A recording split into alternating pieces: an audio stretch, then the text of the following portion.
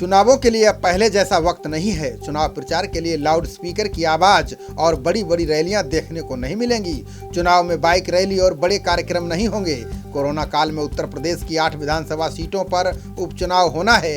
इन चुनावों से योगी सरकार के बहुमत पर असर तो नहीं पड़ेगा, लेकिन 2022 में होने वाले विधानसभा चुनाव का सेमीफाइनल माना जा रहा है।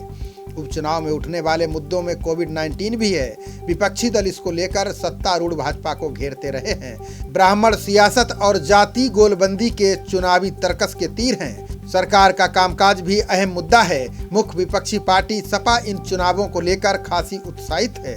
उसका मानना है कि उन चुनाव के नतीजों से जनता के थोड़े बहुत मूड का संकेत मिल सकता है, इसलिए उसने इन सीटों पर जाति समीकरणों के हिसाब से मजबूत प्रत्याशी उतारने की तैयारी की है। चुनावी जीत को लेकर सभी पार्टियों के अलग अलग दावे हैं। सपा योगी सरकार को फेल बता रही है। सपा के लिए भ्रष्टाचार, विकास, बेरोजगारी, कानून व्यवस्था जैसे मुद्दे हैं। सपा इन मुद्दों के सहारे चुनाव में उतरने की तैयारी में है।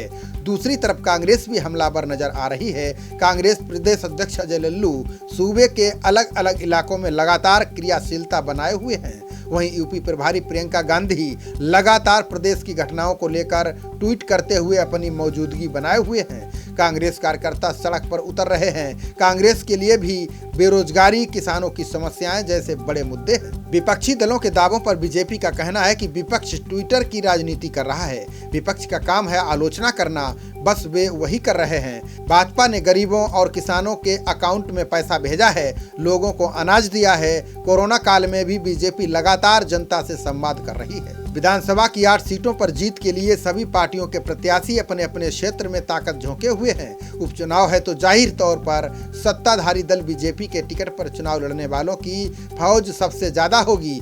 अब हम इन सभी 8 सीटों के बारे में जानेंगे। यहाँ से बीजेपी से कौन कौन संभावित दावेदार हैं। सबसे पहले बात करते हैं पूर्वांचल की। यहाँ से मल्हनी सीट पर चुनाव होना है।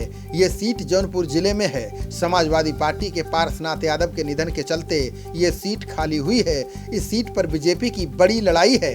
भाजपा कभी इस सीट से नहीं जीती, लिहाजा दमदार कैंडिडेट की तलाश है। इस सीट पर इलाहाबाद विश्वविद्यालय के कभी छात्र नेता रहे मनोज सिंह की दावेदारी मानी जा रही है। वे बरसठी से ब्लॉक प्रमुख रहे हैं। इसके अलावा 2017 में बीजेपी से लड़ चुके सतीश सिंह, पाणिनी सिंह और प्रमोद यादव का नाम भी लिया जा रहा है। जौनपुर में इस थ्योरी की चर्चा जोरों पर है कि शायद बीजेपी ये सीट निषाद पार्टी को दे दे। उम्मीदवार के रूप में बाहुबली धनंजय सिंह का नाम आगे है। दूसरी सीट उन्नाव जिले की बांगरमऊ है। यहाँ 20 लोगों ने चुनाव लड़ने के लिए आवेदन किया है। यहाँ से कुलदीप सिंह सेंगर की फैमिली से ही किसी को टिकट मिलने की संभावना है। पत्नी संगीता सेंगर के लड़ने की संभावना है। तीसरी सीट देवरिया सदर है। विधायक जन्मेजय सिंह के निधन के कारण ये सीट खाली हुई है। इस सीट पर उनके बेटे अजय प्रताप सिंह के चुनाव लड़ने की संभावना है।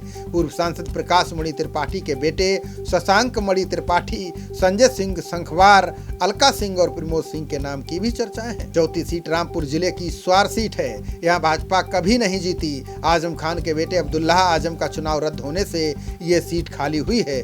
3 नामों की चर्चा है। आकाश सक्सेना, लक्ष्मी सैनी और हरिओम मौर्य प्रमुख दावेदार माने जा रहे हैं। 5वीं सीट फिरोजाबाद जिले की टुंडला है। एसपी सिंह बघेल के बीजेपी से सांसद बनने के बाद से यह सीट खाली चल रही है।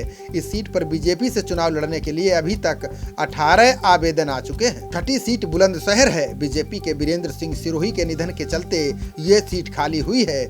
इस पर दावेदारों की लंबी फौज सामने आई है। वीरेंद्र सिरोही के दोनों बेटे दिग्विजय और विनय सिरोही चुनाव लड़ना चाहते हैं। 7वीं सीट कानपुर जिले की घाटमपुर है। ये सीट योगी सरकार में मंत्री कमला रानी वरुण के निधन से खाली हुई है। इस सीट से बीजेपी के टिकट पर चुनाव लड़ने के इच्छुक लगभग 20 लोगों ने आवेदन किया है। मजबूत दावेदारी कमला रानी वरुण की बेटी की ही मानी जा रही है। 8वीं सीट नौगांव सादात मंत्री चेतन चौहान के भी निधन से खाली हुई है। यहाँ से संगीता चौहान के लड़ने की संभावना ज्यादा है।